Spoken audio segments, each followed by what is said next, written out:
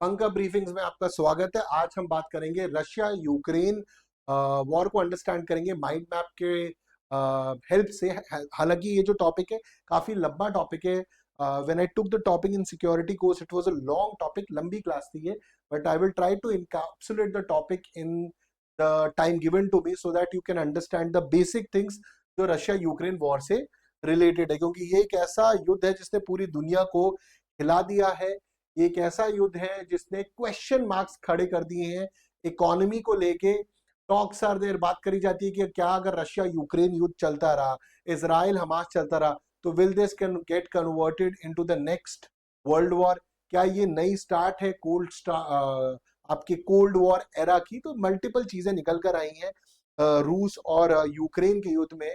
तो अगर हम बात करेंगे रशिया यूक्रेन वॉर की, तो conflict has not only affected the two nations directly involved, but has also widespread repercussions on international relation, global economics and humanitarian efforts. अगर आप देखेंगे यूक्रेन के साइड में पूरा वेस्ट यानी कि यूरोपियन कंट्रीज, यूरोप की कंट्रीज, पूरा अमेरिका खड़ा हुआ है। रशिया दूसरे साइड से युद्ध कर रहा है। रशिया के पीछे एक हिडन पार्टनर है उनका चाइना। तो अगर आप देखेंगे मॉडर्न वॉरफेयर में तो ये सारी की सारी कंट्रीज लड़ ही रही है। अब जेलेंस्की के सपोर्ट में उसको एड मिली है एंड जेलेंस्की चाहता है कि यूक्रेन को हम नेटो में ज्वाइन करें। अगर यूक्रेन नेटो को ज्वाइन कर लेता है तो that is it in direct interference. मतलब आप देखो, अगर नेटो ज्वाइन कर लेगा तो डायरेक्ट कॉन्फ्रंट्रेशन है रशिया से। And that is one of the most important thing कि रशिया चाहता नहीं है कि यूक्रेन नेटो ज्वाइन करे। अब यूक्रेन को वेस्टर्न कंट्रीज का भी सपोर्ट है, अमेरिका का भी सपोर्ट है, भर भर के उसको एड आ रहा है। तो this is something like that कि the European countries and the America they want कि ये यूक्रेन का जो करंट रिलेशनशिप है रशिया से वॉर का, ये चलता रहे, because Ukraine is the buffer state between the European countries and Russia.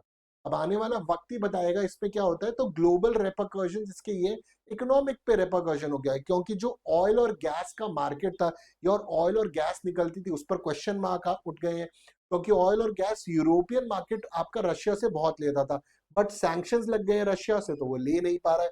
Now that is being rerouted towards India और चाइना।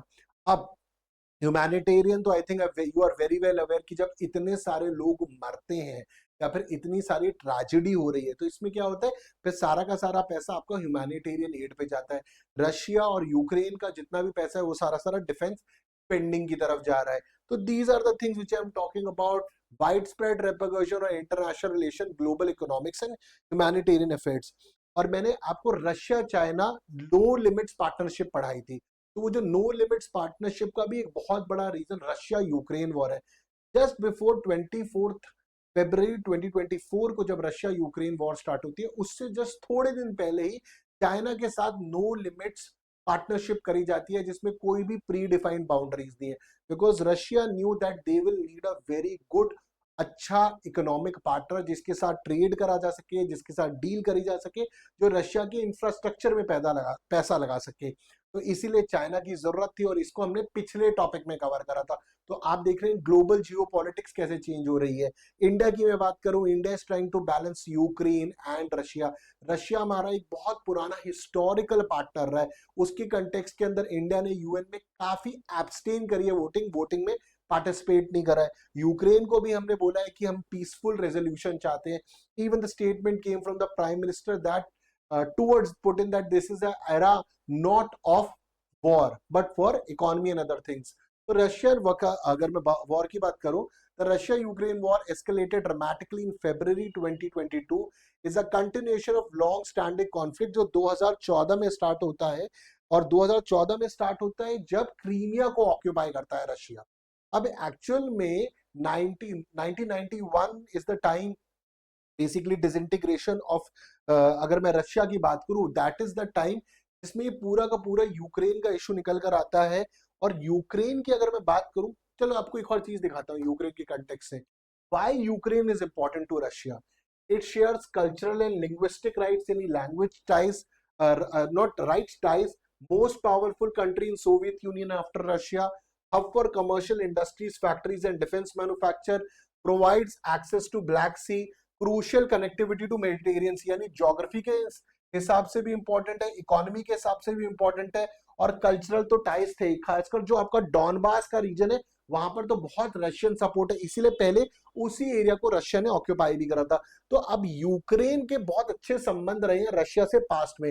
अगर ये नेटो में चला गया तो आप सोचिए मेडिटेरियन और ब्लैक सी के अंदर डायरेक्ट नेटो कन्फ्रंट कर सकता है रशिया को। इसलिए आप देख रहे हैं नेटो को भी आपने देखा होगा कि उसके अंदर स्वीडन और फिनलैंड ने भी ज्वाइन कर लिया, खासकर स्वीडन जिसने ना कोल्ड वॉर में पार्टिसिपेट करा, ना वर्ल्ड वॉर वन में पार्टिसिपेट करा, ना वर्ल्ड वॉर टू में पार्टिसिपेट करा। Okay, now coming back out here, if I come here, the act was condemned globally, led to a series of sanctions against Russia.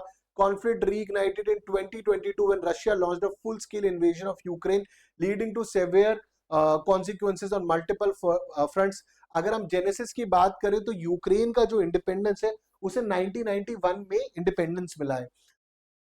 That Ukraine, once a part of Soviet Union, got independence in 1991 and Ukraine has been striving, वो ना Russia की छाया से बाहर निकलकर अपने independent sovereign decision making करना चाहता है कि मैं यूरोप के साथ जाऊं, मैं नेटो के साथ जाऊं। That has been, so since then Ukraine has been striving to establish its sovereignty and align more closely with western institutions like European Union and NATO.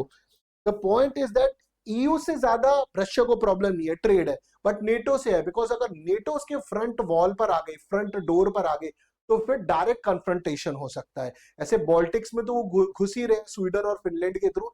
Now अगर यूक्रेन चला आता है तो बहुत ज्यादा डैमेज होगा रशिया को। तो रशिया अपनी सोवरेनिटी प्रिजर्व करना चाहता है। दूसरा, यूक्रेन के साथ उसके बहुत पुराने संबंध रहे, तो उसे लगता है कि आप ये कैसे कर सकते हो हमारे साथ, खासकर जब रशिया ने आपको पास्ट में आपकी इंडस्ट्री के अंदर, इंफ्रास्ट्रक्चर में इतना सपोर्ट करा है।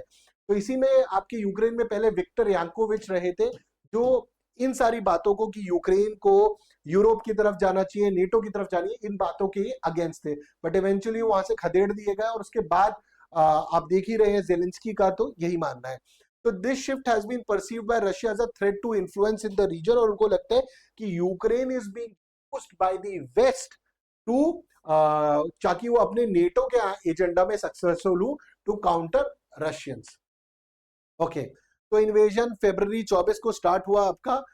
Russia initiated a large scale military invasion of Ukraine, justified by Russia under the pretext of कि हम रशिया की एथनिक पॉपुलेशन को बचा रहे हैं जो डॉनबास रीजन के अंदर है। ठीक है, लोहांस्क का रीजन है, डोनेट्स्क का रीजन है, उसको बचाने के लिए कि जो रशियन पॉपुलेशन है, in to demilitarise and denazify the country.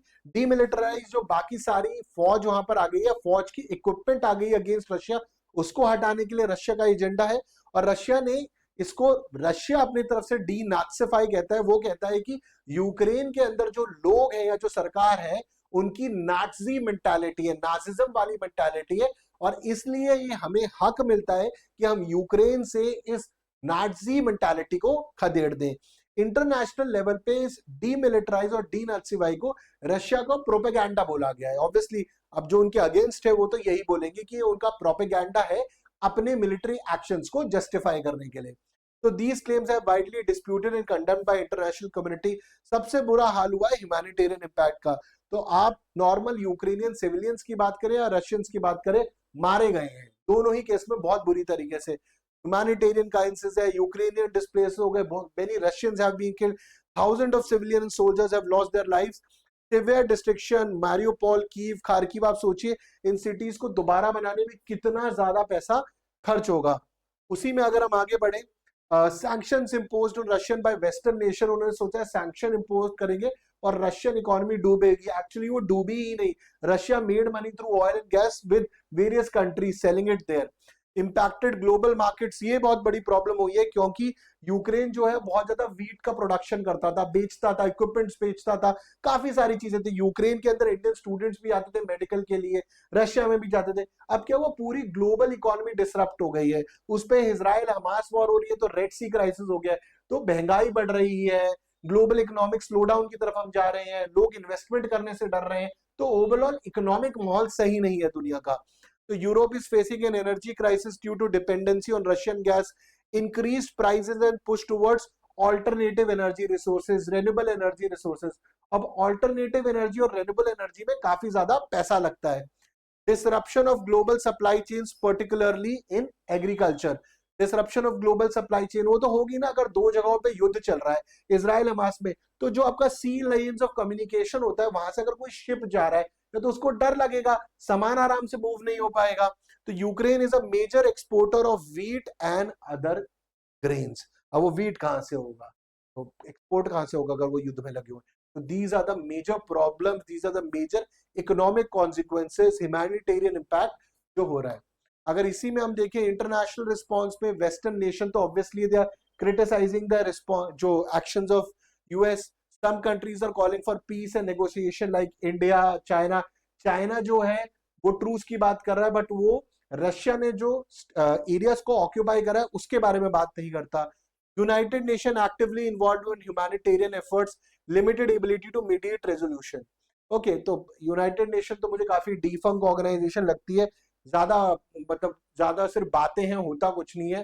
तो it's a toothless organisation. Western nation humanitarian aid की प्रोवाइड कर रहे हैं, मिलिट्री की बात कर रहे हैं और सैंक्शन लगा दिए हैं, ठीक है, और क्रिटिसाइज कर रहे हैं। तो ये भी चाहते हैं कि जंग चले, तभी तो इतनी मिलिट्री एड दी जा रही है। पीस समिट की बात है कि स्विट्जरलैंड के अंदर पीस समिट होने वाला है, अब रशिया ही उसमें नहीं है, तो I don't know peace summit कहां तक जाएगा, बट एटलीस्ट वहां पर काफी सारे नेशंस आ रहे हैं। May be some kind of pressure be made on Russia, time will tell कि क्या पोटेंशियल हो सकता है। इंडिया का न्यूट्रल और बैरन स्टैंस है रशिया और यूक्रेन को लेकर, and because we have historical ties with Russia, growing relations with west, तो हमको मैनेज कर रहा है, अमेरिका को भी मैनेज करना है, रशिया को भी मैनेज करना है, यूक्रेन को भी मैनेज करना है, और इंटरनेशनल कम्युनिटी इंडिया को as a good peace negotiator देखती है। तो we have emphasised peaceful negotiation and respect for sovereignty and territorial integrity, reflects India's foreign policy principles of non-alignment and strategic autonomy। कि भैया आप मिलकर बात करिए, और हमारी जो फॉरेन पॉलिसी है वो डी हाइफनेशन पे है। यूक्रेन के साथ अलग संबंध, रशिया के साथ अलग संबंध, यूएसए के साथ अलग, चाइना के साथ अलग, independent decision making on our foreign relation. Conclusion में कॉम्प्लेक्स एंड मल्टीफेसेटेड कॉन्फ्लिक्ट है, तो जब तक बेसिकली रशिया यूक्रेन सही चेयर पे नहीं बैठेंगे और बाकी कंट्री साथ में नहीं आएंगे, resolution would be a bit tough. Far reaching consequences, reminder of volatility of international relations, impact on human lives and global stability, path to peace remains uncertain, और सबसे लास्ट के अंदर मैं बोलूं, imperative for continued international efforts towards resolution. तो जब तक सारी कंट्रीज साथ में नहीं आएंगी और और उसमें भी सबसे इंपॉर्टेंट रशिया यूक्रेन टेबल पे नहीं बैठेंगे, तब तक रेजोल्यूशन निकालना मुश्किल है, क्योंकि रशिया को अपनी सिक्योरिटी थ्रेट्स लग रहे हैं, और ऐसा उसको लगता है कि यूक्रेन को यूज करा जा रहा है नेटो को ज्वाइन कराकर रशिया को थ्रेट। तो रशिया को अपने सिक्योरिटी थ्रेट्स के बारे में फील करना बहुत ही जेन्युइन इशू है। बट अब जो यूक्रेन के अंदर इतने सारे लोग मारे जा रहे हैं, चाहे यूक्रेनियन हो या रशियंस हो, that is not good for society at all. तो I feel that India can be a good negotiator to get both on table and find a resolution to it, because western Europe के तो खुद के अपने personal agendas हैं। ठीक है, I hope आपको टॉपिक समझ में आया होगा। टेक केयर एंड जय।